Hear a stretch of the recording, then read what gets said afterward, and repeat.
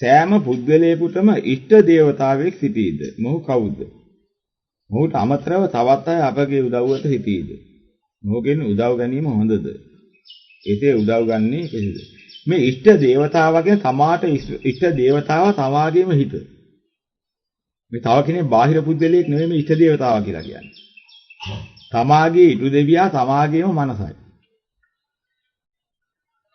හැම වෙලෙම මනස බලාපොරොත්තු වෙන්නේ තමාට රැකවරණය සලස්වන්න. එහෙනම් මනසින්ම නැගෙනවා එක්තරා විදිහක මනෝ රූපයක්. තමාටම උපදෙස් දෙන්න. තමාටම අදහස් ඇති කරවන්න. මෙන්න මෙහෙම ස්වභාවයක් තියෙනවා ඉෂ්ට දේවතා කියන එක. ඉෂ්ට අනිෂ්ට දැනගත්ත කෙනාට මේ ඉෂ්ට දේවතාව යහපත් වෙනවා. ඒ කියන්නේ ඉෂ්ටත්වයේ මූලික කරගත්ත හිතක් වරදා කරන්න යනකොට මොකද්ද ඔය කරන්නේ? හරිද නේද? ඇයි ඔහොම කරන්නේ? ඇයි අමාරුවේ වැටෙන්නේ? Tamanටම අදහස් දෙනවා. මේ තමාගේම මනස Tamanට දෙන අදහස්. ඕක කරන්න යන්න එපා. ඔය පාරේ යන්න එපා. ඔය පාරේ හොරු ඉන්නවා. කරදර වෙන්න පුළුවන්.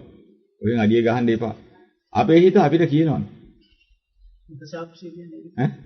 ඔව් හෘද සාක්ෂිය කියලා අපි කිව්වෙත් ඕක. හෘද සාක්ෂිය කියන එකේ තියෙන එකක්.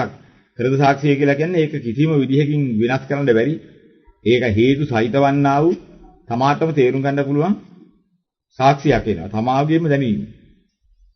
ඒ තමාගේම දැනීම හෘද සාක්ෂියට එකඟයි කියලා කියනවා. විශ්වාසය. තමාටම හැකි විශ්වාසය. අතන තියෙන්නේ ඉෂ්ට අනිෂ්ට දෙක පෙන්වා දෙනවා. ඉතින් හැම කෙනෙකුටම ඉෂ්ට දේවතාවයෙක් ඉන්නවා කියන්නේ කොහොම හරි තමාව රැකලා දෙන්න බලයක් හොරාටත් තියෙනවා. ජීවිතය ආරක්ෂා කරන්න තමන්ටත් අදහසක් දෙනවා. ওই පාරේ යන්න එපා. ඔය හොරු ඇති. අද අහවල් ගෙදර ඇහැරලා. කට්ටියක් ඇවිදින් හිටියා. අද උතන හොරගම් කරන්න යන්න එපා අමාරුවේ ඇති. අර හොරාට තමන්ගේ ජීවිතය රැක ගන්න තමාගේ හිත තුළම තමාගේ හිත මානසිකත්වයේ ක්‍රියාත්මක වෙන ක්‍රමයක් තියෙනවා. මෙන්න මේ ක්‍රම රටාව තමයි හැම කෙනෙකුටම තමාට සතු ඉෂ්ට දේවතාව. මේ ඉෂ්ට දේවතාව අදහනවා කියලා කෙනෙක් අරගෙන ඉතින් මොකද ඔක දේවත්වයට ගත්තට පස්සේ දේව පුද්ගලත්වයට අරගෙන තමයි පුද්ගලයා එහෙම අදහන්න පටන් ගන්න. ඉතින් ඉෂ්ට දේවතා කියන එකේ අර්ථය ඒකයි. දැන් මේකෙදි අපිටම පුළුවන් යම් යම් ආකාර රූපයක් අපේ ආරස්සාවට මවන්න. පිළිසරණට තමා මවාගත රූපෙම තමන්ට හිටිනවා.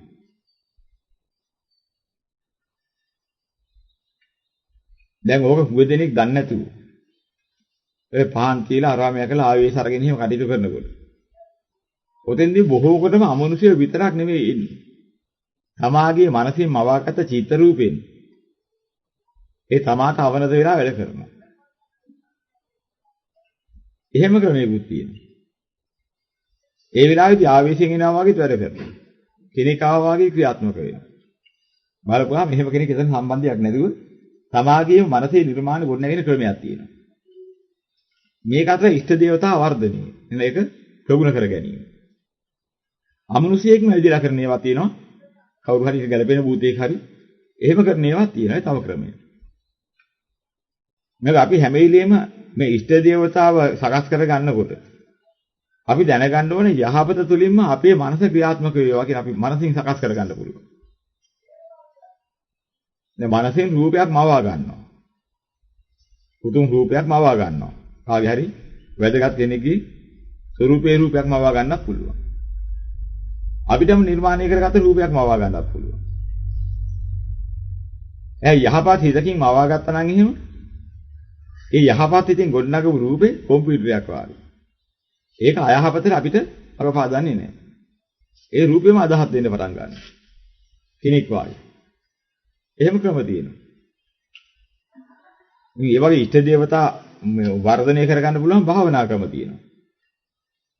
ඒ ඉතින් ගා ගැඹුරු ඒවා නිකන් වහින්න ගියොත් එහෙම පිස්සු වෙන්න පුළුවන්. ස්වභාවිකව හැම කෙනෙක්ගේම හිතත් තුළ ක්‍රියාත්මක වෙන එහෙම රටාවකුත් තියෙනවා. දැන් හැම කෙනෙකුටම ඉෂ්ට දේවතාව කියන්නේ එයයි. යම් කිසි කෙනෙකුට යහපතක් ඉටු කරලා ඉඳින්නේ යම් දේවතා කොටාසිය වැටෙනවා. ඒ සියල්ලොත් ඉෂ්ට දේවතා කියන කොටසට වැටෙනවා. මේ තව පැත්තක්. අර සියල්ලන්ටම හිටින ඉෂ්ට දේවතාවෙක් ඉන්නවා කියන කතාවට ආපහු ඉස්සෙල්ලා කිව්වේ. හැම කෙනෙකුටම ඉෂ්ට දේවතාවෙක් ඉන්නවා කියපු කතාවයි ඒ විසඳුවේ. තවත් ඉන්නවා ඉෂ්ට දේවතා කියලා කොටසක් අපිට යහපතට ඉන්න අපේම පිරිස අතර ඉන්න කොටස. අනාදි සංසාරයේ පටන් ඉන්නේ සසර ගමනේදී. අපි කරපු සසර ගනුදෙනුවේ. එක එක මට්ටමේ පිරිස අපි එක සම්බන්ධ වෙලා ඉන්නවා. ඕකෙන් කොටසක් ඉන්නේ අපිට උදව් කරපු උපකාර කරපු අපෙන් උදව් ලැබපු මේ ඉදිරි ගනුදෙනුවට සම්බන්ධ වෙලා ඉන්න ප්‍රියමනාප එකට බැඳිච්ච කොටසක්. ඒගොල්ලෝ කරගත්ත මේ අකුසලයන්ට අනුව සංඛාරයන්ට අනුව ඊට ගැළපෙන උප්පත්ති වල ඒගොල්ලෝ ඉන්නේ. අපි එකලා උදව් උපකාර කරගෙන අපිට හිතවත් හිටපු කොටස සමහරකට අපාගතලා දුක් විඳිනවා. ඒගොල්ලෝ කරපු පව් වලට. තව කොටසක් තිරිසන් ලෝකෙත් ඉන්නවා. තව කොටසක් പ്രേත ලෝකෙත් ඉන්නවා. තව කොටසක් ඉන්නවා භූමාටු දේවැනි කොටස. තව කොටසක් ඉහළ දෙවිලෝ වල. බඹලෝ. මේ හැම තැනකම ඉන්නවා ওই කොටස්. මෙන්න මේකෙන් අපිට ඉෂ්ටත්වයේ බලාපොරොත්තු වෙච්ච යම්කිසි කොටසකට හැකියාවක් තියෙන තැනක හිටියොත්. ඒ අය අපිට සම්බන්ධව අපිව ආරක්ෂා කරනවා. මේ අපේ අහවල් එකන. අපිට අහවල් කාලේ උදව් කරපු එකන. මෙන්න මේ විදිය. දැන් පිරින්ද වච්ච හාමුදුරුවන්ට උන්වහන්සේගෙන්ම ඇසුරු කරලා ඒ හේතුවෙන් දේවත්වයට පත්වෙච්ච අය අපි කොහොමද මෙතෙන්ටපත් වුනේ කියලා දැක්කම මේ පිරින්ද වච්ච හාමුදුරුවන්ට අපපස්ථාන කරලා ඒ වගේ උන්වහන්සේගේ පසුපස අයිලිලා උන්වහන්සේගේ අවවාද අනුශාසනා පිළිපැදලා ඒ හේතුවෙන් අපිට මේ සුගතිය ලැබුණයි කියලා සතුටු වෙච්ච දේවතාවෝ විශාල පිරිසක් හිටියා. උන්වහන්සේට වචනයක්වත් කියන්න ඉඩ දෙන්නේ නැහැ තව කෙනෙකුට. අර දේවතාව හරස් කපලා එයාව රකින්නවා. එයාට පහරක් ගැහුවොත් එහෙනම් පහර ගහපු එකාට පහර ගහනවා. පහර ගහලා ඉවරලා ඉතින් ආරසාව සලසලා දෙනවා. උන්වහන්සේට විරුද්ධව නිගරු වෙන්න කතා කළොත් එහෙම නිගරු වෙන්න කතා කරලා අච්චිවත් දිනවා මේ දේවතාව ඒ වෙලේ. දිරණ ගිහින් සමාව ගනි. ඒ විදිහට හැරගත්තා. ඒ වගේ පාක්ෂිකත්වය. ඒ උන්වහන්සේගේ සතර පුරුද්දක් තිබුණා. අත්බැව් 500ක් තුල ගැල් සාතු නායකයෙක් වශයෙන් ගිහිල්ලා වෙනදාම් කරපු කෙනෙක් තමයි පිරින්ද වච්චහල් පෙර අත්බැව් ගැන කිව්වේ. ওই කාර්යයේ විච පුරුද්දක් තමයි කවුරු හරි මොනවා හරි අරන් ගියොත් මොනවද මල්ලි මොනවද බඩු විකුණන්න තියෙන දෙයක්ද ඔක්කොම හොයලා බලලා හොඳ පරිශීලනයක් කරගෙන විකුණන්න තියෙන ඔක්කොම අරගෙන වෙනදාම් කරන්න අරගෙන යනවා. ඉතින් පුරුද්ද එයාගේ පරිශීලනය හැටි. ඔය ගති ලක්ෂණේ ඇරිලා තිබුණේ නැහැ දැන් මෙයාගේ මේ අරිහත්ත්වයට පත්ලා හිටියා. අන වාසනා ක්ලේශයක් කිව්වේ ඒකයි. ඉතින් ඒ වගේම මිනිස්සුන්ව කතා කරන්නේ බල්ලන්ට කතා කරන්නේ. මොකද ගැල් සාත්තු නායකය කියන්නේ එයා ඉතින් මේකෙන් අගතැන්පත් වෙනවා. එයාගේ දාසයින්ට කතා කරන්නේ ඒ කාලේ කියන කතා සිද්ධ මොකද්ද? මෙයාට වර පළ වසලය මොනවා හරි කරුවාම ওই විදිහ තමයි පුරුදු. ඕනෙකට කතා කරන්නේ වසලවාදී. මේ රජුරුවන්ට බේස් අපේන කෙනා මහා නම්බුකාරී. විශ්වාසවන්තේ රජුරුවන්ගේ සාමාන්‍ය කෙනෙක් රාජමාලිය වලට බේස් අපේ යන්නේ. ඒක හොඳ තානාන්තරයක් දරාගෙන හිටවු ශා නිලතලයක් හැටියට ගෞරවාන්විත නිලතලයක් තමයි රජුරුවන්ට බේත් ගබඩා වලට බේස් අපේන ඒ කෙනා. එයා ලොකු වෛද්‍යවරයෙක්.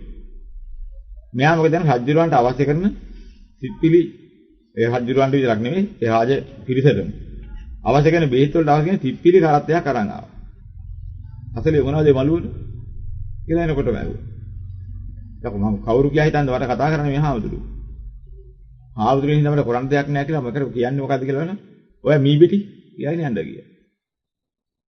මේ සිත්පිලි තිබුණේ. ඒ වරම මොකද කරන්නේ? අර දේවතාව කල්පනා කළා මූ යකෝ සෙල්ලම් කරන්න හදන්නේ කවුරු එක්කද? මල්ලේ සිත්පිලි තියාගෙන මූ මීබෙටි කිව්වේ අපහාසෙත් හොඳ වැඩක් කරන්න ගියා. මීබෙටි මේ වේවා කියලා දේවතාව අදිෂ්ඨාන කළා. ඉතින් ගෙදර ගිහලා දැන් එයාගේ භාර්යාව එක්කලා කියනවා මගේදී හාමුදුරුවනේ මට වසලේ කියලා කතා කළා මොනවද මළුවල ඇහුවා මං යාරේ මීබෙටි කිව්වා ඉතින් අර භාර්යාව එකක් ගිහිලා බලනකොට මීබෙටි නෑ ගන්ධස්සාරේ බෑ මීබෙටි නැතු වෙන මොනවද මේවා කිව්වා බලන්න ඔක්කොම මීබෙටි ඒ පාර අර මනුස්සයා ඉතින් බලලා අනී මේක පුදුමයි මං ගෙනාවේ ටීපීලි දැන් මීබෙටි වුණා මීබෙටි නේ නම් තියෙන්නේ ඒ වර්ග අර පිළිඳ වච්ච හාමුදුරුවෝ එක්ක නේද ඔය කතාව කියවුනේ. සෙල්ලම් කෙනෙක් නෙමෙයි. මහා බලවත් කෙනෙක්. ඒ කියපු වරදටයි යොකුනේ. ඉක්මන් කළා හම්බෙන්න ඵලයන් ආයිසට. ඊළඟට සමාව ගන්නේ වැඳලා. ආයි වසලේ මොකද ආවේ කියලා එමහයි. ඒකට එහෙම උගලප් වෙන්න එපා. අනේ ස්වාමීන්ලා කරුත්තෙන් කතා කරලා ඒ සමාව ගන්න කිව්වා. ඒ වරෙන්න මොකද වසලේ? ආවේ. කියලා ඒ වරාල් ගිහලා. අනේ ස්වාමීනි ඔබ වහන්සේට අර මගදී හම්බෙලා මම කියවනේ අර මළු වල මොනවද දෙනවා මීබෙටි අනේ ස්වාමී මීබෙටි නෙමෙයි තිබුණේ තිප්පිලි කිව්වා. තිප්පිලි දෙසේ වේවා කිව්වා. ඒපාර දේවතාව අධිෂ්ඨාන කළා මු හොඳයි දැන්. එදිලා කරුවල සමාව ගත්තනේ. ඔකාර හොඳම තිප්පිලි වේවා කියලා අධිෂ්ඨාන කළා දේවතාව. ඒපාර ගෙදර ගිහලා බලනකොට ඉස්තරම් තිප්පිලි අර ඔක්කොම වෙලා. මේ ඉස්තරම් තිප්පිලි කියන එකයි සාමාන්‍ය තිප්පිලිට අනුව විශාල විවිධාංශයක් තියෙනලු මිල මුදල්. මේ විශාල ලාභයක් හම්බුනාලු ඊට පස්සේ අර මිනිහයාට අර ඉස්තරම් තිප්පිලි රජමාලිගාවට දීලා. දැන් මේවායි කතාවල වෙන්න තියෙන අන්න අර ඉෂ්ට දේවතාවගේ තමන්ට යහපතට ඉන්න පිරිසක් හැදෙන තව ක්‍රමයක්. තමන්ගේ යහපතක් අභිවෘද්ධියක් ලබා ගත්ත කෙනෙක්. ඒ හේතුවෙන් තමා කෙරේ ප්‍රසාදයටපත් වෙලා. එයාත් යහපතක් කරන දේවත්වයක එහෙම හිටියන. ඒ දේවත්වයේ කියන්නේ ඒ බඳු දේව පිටි. ඉෂ්ට දේවතාව වශයෙන් තමන්ට ඉෂ්ටත්වයේ ඉෂ්ට කරලා දෙන්න යහපත කරලා දෙන්න ඒ අය වටා හිටිනවා. ඒ අයගෙන් රැකවරණ සැලසෙනවා. එහෙම নানা ආකාර ක්‍රම යෙදෙනවා. දැන් තමාගේ මනස තමාට උත්තර දෙන හැටි දැනගන්නකොට අපි හොඳට දන්නවා කවුරුත් හීන දැකලා තියෙනවා. මේ හීන දැකපු බුද්ධලෙන්ට අපිට ආයි දැක හැකිනේ අපේ කය ඇරලා. මනසෙන් මවාගත්ත කයක් අපිට තිබුණේ නැද්ද? එහෙම හැකියාවක් තිබුණේ නැද්ද? අපි හීනෙන් අපේ රූපේ දකින්නේ නැද්ද? හීන දකින්න හැම කෙනෙක්ම තමාගේ රූපේ තමා හීනෙන් දකිනවා. ඒ රූපේ යන්න ඉන්න පුළුවන්, කතා කරන්න පුළුවන්, හිතන්න පුළුවන්.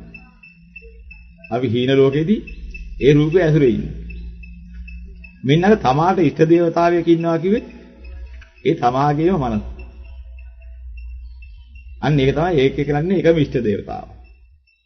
තමාගේ මනස බුද්ධලත්වයෙන් තමා කරා ක්‍රියාත්මක වෙන්නේ නැහැ. අර බාහිර ඉෂ්ට දේවතාව තමයි අර වගේ තියෙන සම්බන්ධ වෙච්ච අය. ඉතින් ඒ නිසා ඒ වදු වයිගෙන් උදව් ගැනීම කියනකොටම ඉතින් අපි දැනගන්න ඕනේ උදව් ගන්නවා කියන එක නෙමෙයි වහින්න ඕනේ. හේතුවර අනුකූලනේ ඵලෙ. කෙනෙකුට උදව් කළොත් අපිට උදව් ලැබෙන්න හේතු වෙනවා. හේතුවර නෝයි ඵලෙ. අපිට උදව් ඉල්ලන්න කියන්න දෙයක්වත් නැහැ ඒක.